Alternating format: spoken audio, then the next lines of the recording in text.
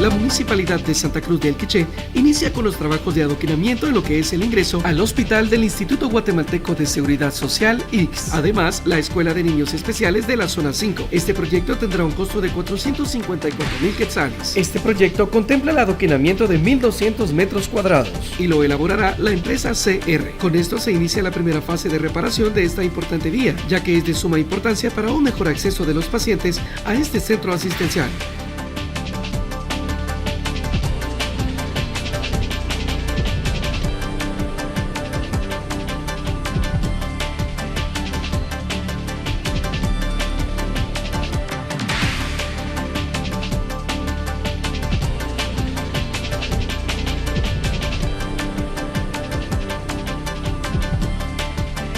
Se continúa trabajando. Municipalidad de Santa Cruz del Quiché.